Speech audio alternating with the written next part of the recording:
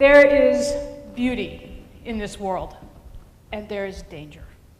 And some things are beautiful and dangerous, like lions, and like stories. I was recently at a very lovely zoo, and I wanted to see the lions. But when I got to the lion enclosure, I couldn't find a lion. And then I spotted one, way at the end of the enclosure, pressed up against the chain link fence, lying in the sun. There he was. And when I approached that lion opened his eyes. That's all. That lion did not roar. That lion did not lift his head. That lion did not even swish his tail. I knew intellectually that that lion was beautiful, but I couldn't really see his beauty. And I knew that lion was dangerous, but we were separated, and I couldn't feel the danger. That lion had lost his lionness. Now, the other experience I have with lions, I don't have a lot of experience with lions, but the other experience I have is in an open-top Jeep way out on the savannah in South Africa. The driver took us up to a large pride of lions. They were lying in the sun on a mound. And as the Jeep approached, every one of those lions popped their head up to check us out. And when the driver sidled up next to the mound and shut off the engine of the Jeep, the largest of those lions got up and came towards us and jumped up onto the hood of our Jeep. And the driver said, "Don't move." No kidding. That lion was right there. I could see his belly rise and fall. I could smell his breath. I could look right into his eyes, and he could look into mine. And we sat that way for a couple of minutes. And then the driver reached down and turned on the engine. And that lion jumped off that warm hood. And as we were driving away, that lion turned back to look at us. And that lion roared. That lion had all his lionness. Now, lions are not the only thing that we put in cages. We put stories in cages too. Over the last decade, everything from peer-reviewed journal articles to books to in-flight magazines have been encouraging leaders to tell stories. Leaders are being taught the 3-point template for the perfect story, the 5 dimensions of story, or the 9 ways that stories can be used. Leaders are being coached that stories are powerful tools. And it's true. Stories are powerful. But here's the problem. Stories are not tools. They're not tools in the way that Gantt charts and competency analysis and Six Sigma are tools. Stories have an energetic vitality that those kinds of tools simply don't have. Stories have an aliveness. I once heard a Native American storyteller say that the stories are alive because we tell them. My experience, though, is a little different. And it is that we tell the stories because they are already alive. They are alive whether or not we tell them. And the stories enter into a kind of energetic negotiation with us about whether and how they'll be told. And if that sounds a little wacky, I need you to just stick with me here for a moment, because you know this. You know it from your own experience. I will bet that you can think of a time when you were deep in conversation and all of a sudden you interrupt yourself and you say, "Hey, wait a minute. Why am I telling you this story? I didn't mean to tell you this story. How did we get here? Well, you got there. You were telling that story because that was a time when that story wanted to be told in that moment to those listeners. And so it energetically pushed its way past you and into the conversation. And I'll bet there are other times. Times when you have struggled to make a point. You're trying to make your meaning clear and you just can't do it. And later on you're at home and you're brushing your teeth and an idea, a story, it pops into your head. You think, oh, that's the story. Why didn't I tell that story? That would have cleared everything up. You didn't tell that story because that's a time when the story didn't want to be told. Not in that moment. Not to those listeners. The stories negotiate with us on the basis of the nature and the quality of the listening that they, as stories, and we, as their tellers, anticipate that they'll receive. It's a complex negotiation that no Gantt chart could ever do. Gantt charts do not negotiate. Stories do. Stories are not tools. Stories are more like lions. Now, zoos do a good thing, in a way, when they put lions in cages because they give people who will never have a chance to go out on the African savanna to see a lion up close. And in the same way, in our organizations, there are some stories that we want to kind of capture. Stories about the founders, inventor stories, stories of crisis and response are stories that we want to tell over and over again across the fullness of time because they help to build the organization's culture. So just like some lions end up in cages, some stories end up in cages too. But here is what is important. We want to make sure, we want to be certain that the number of lions that are out on the savannah always outnumber the lions that we keep in the zoo. It's true about stories too. So I want to just tell you a story about stories. I used to work for a guy. His name was Doug. He was the senior vice president of human resources in a very large company. And he and I, well, let me give you an idea about what this guy was like. One day we were having a big debate about what we should do with a problem employee. And Doug was advocating a solution that I thought was too lenient, even kind. And I was protesting, we should do more.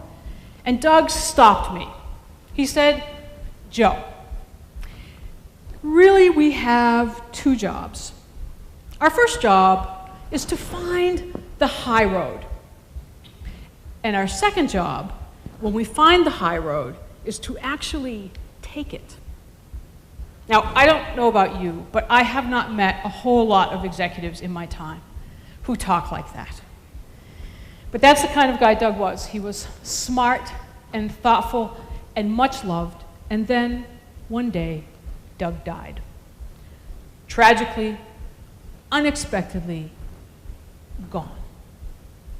Now, a couple of weeks before Doug died, we had gotten a new CEO. And his name was Mike.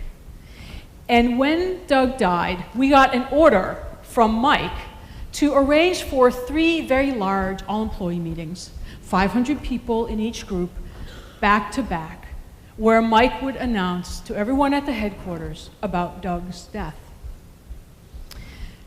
At the first session, Mike came to the podium and he started to tell a story about Doug. And as soon as I heard it, I thought, that story doesn't ring true. But at a certain point in the story, Mike's voice cracked. He paused. He wiped a tear from his eye. He collected himself, and he finished his talk. I had agreed to stay and help usher in the next group of 500 employees. And when they were all settled, Mike began again. And he told the exact same story, in exactly the same way, and at exactly the same point. Mike's voice cracked. He paused. He wiped a tear from his eye. He collected himself, and he finished his talk. So, I stayed for the third session. Wouldn't you have? I stayed for that third session, and really, I don't even need to tell you what happened. When I left there, I went racing back to the office. I wanted to tell my colleagues the story of Mike's performance and the fake tear. But that story was alive on the savannah. That story got there way before me. It didn't need me to carry it there. I walked in and my colleagues were already abuzz. That story wasn't true. Mike didn't even know Doug. That whole talk was a sham. No one believed Mike. And so a new story emerged in the organization. A story about how none of us would ever trust Mike.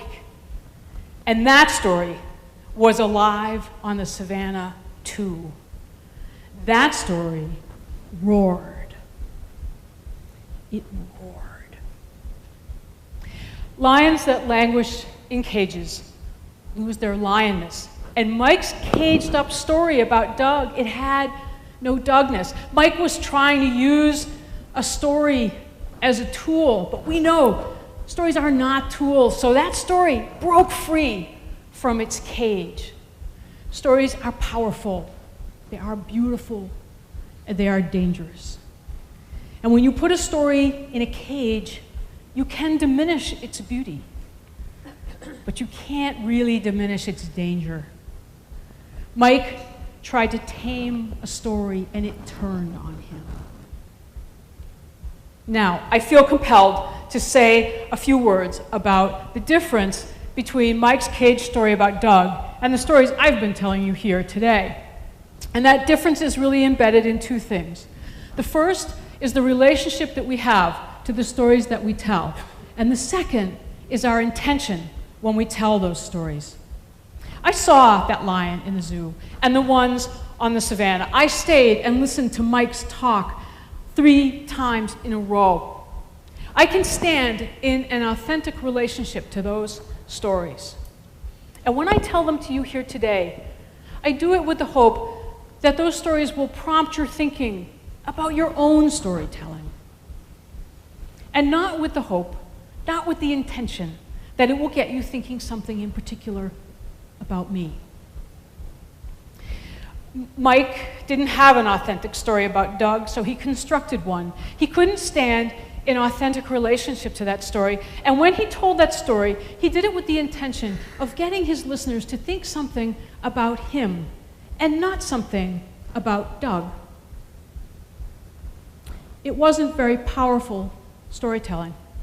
One of the most powerful kinds of storytelling we can engage in is telling about our own experiences the way we experience them, offering those stories as food for thought, and not with the idea, not with the intention that it will manipulate our listeners into thinking or doing something in particular. If you're a leader at any level, of course there are times when you should tell stories. But if the only stories you have are ones that you have to put in cages to tell, then that is a time when you should not tell stories. That is a time to do something else. So, what could Mike have done? Mike didn't have an authentic story about Doug, but he did have some choices. He could have come to those of us who knew Doug, and he could have said, "Tell me some stories about this guy." And then he could have gotten up on that stage, and he could have said, "Look, I only knew Doug for a couple of weeks, but here are some things that I know about him from the stories I've heard you tell." Or better still, Mike could have invited us up onto that stage directly so that we could share our stories about Doug with our colleagues firsthand, little stories like the one I told you about the high road. Instead of trying to cage the perfect story, Mike could have listened. So that's Mike. What about you? If you don't have a story that's clamoring to be told, an authentic story of your own, then that's a time to switch from storytelling to story listening. It's a time for you to make a switch from storytelling to story listening. Forget about the 3-point template for the perfect story. Your organization is like a savanna. There are stories all around you that people would love for you to hear. What you need is a warm hood. You need a warm hood so that those stories can jump up and sit close enough for you to smell their breath. When you're a leader, it's easy to frighten people, and it's easy to scare their stories away. So you need to put some energy into making this warm hood. Experiment with different ways of inviting people and their stories. Ask questions. Find ways to welcome them to come and sit on that warm hood. And once they're there, the next step is to slow down. Turn off the engine so that you can really listen. Listen broadly, and you'll hear stories and tellers that should be connected with each other. Listen deeply, and you'll find inspiration for innovation. And because stories spark other stories, coming out of this listening, you'll have discovered that you do have authentic stories of your own that you can tell. Is it dangerous, this listening that I'm suggesting? Sure. You may hear some things that are very difficult to learn about your organization. But the danger is always entwined with the beauty. Cage, no cage. There's always risk, so you might as well have it from the unfettered beauty of the stories that are already in your organization. And listening is sometimes harder than telling. But telling isn't possible without listening. Listening is what makes storytelling possible. It's what makes storytelling worthwhile. If you're a leader at any level, you can tell powerful stories. But sometimes it is better to listen powerfully. Make a warm hood, and then you'll be able to look the story of your organization right in the eye. You'll be able to hear those stories roar. Make a warm hood. Thank you.